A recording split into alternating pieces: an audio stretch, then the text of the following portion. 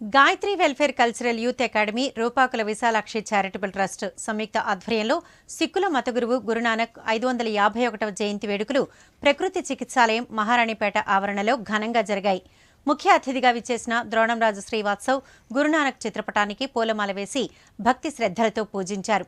ఈ సందర్భంగా ఆయన మాట్లాడుతూ దేశభక్తిలో సిక్కుల పాత్ర మరువలేనిదన్నారు. భారతదేశంలో పంజాబ్ రెజిమెంట్ పేరుతో దేశ రక్షణ కోసం వీర జవాన్లుగా వేలాది మంది యువకులు చేరుతున్నారని, సిక్కులు కష్టజీవులని, వ్యవసాయ ఉత్పత్తులు పండించడంలో ప్రథమ స్థానంలో ఉన్నారని తెలిపారు. అమృత్సర్ గురుద్వారాలో ప్రతిరోజు లక్షలాది భక్తులకు అన్నదానాలు జరుగుతుంటాయని తెలిపారు. మరో అతిథి రవికుమార్ మాట్లాడుతూ గురజాడ నగర్లో నివాసం ఉన్న సిక్కుల పిల్లలు చదువుకోవడానికి 22 సంవత్సరాల క్రితం పాఠశాల స్థాపించి వారిని విద్యావంతులుగా తీర్చిదిద్దుతున్నామని అన్నారు. ఈ కార్యక్రమంలో డాక్టర్ శ్రీలక్ష్మి, ఎస్ మహేష్, ప్రతాప్ సింగ్, పాపా సింగ్, శక్తి సింగ్, విక్రమ్ సింగ్ తదితరులు పాల్గొన్నారు. సిక్కుల మత గురువు గురునానక్ గారి 551 జయంతి కార్యక్రమంలో సిక్కుల నుంచి నేర్చుకోవాల్సింది చాలా ఉంది. మొదటిగా దేశభక్తి. ఇక్కడ మన ఇండియన్ ఆర్మీలో చూస్తే పంజాబ్ రెజిమెంట్ అని కానీ పంజాబీస్ కానీ చాలామంది ఉన్నారు.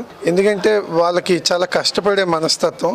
వాళ్ళు అసలు యాచక వృత్తి అనేది వాళ్ళ మతంలో ఉండదు. ఏ పనన్నా కష్టపడి చేస్తారు.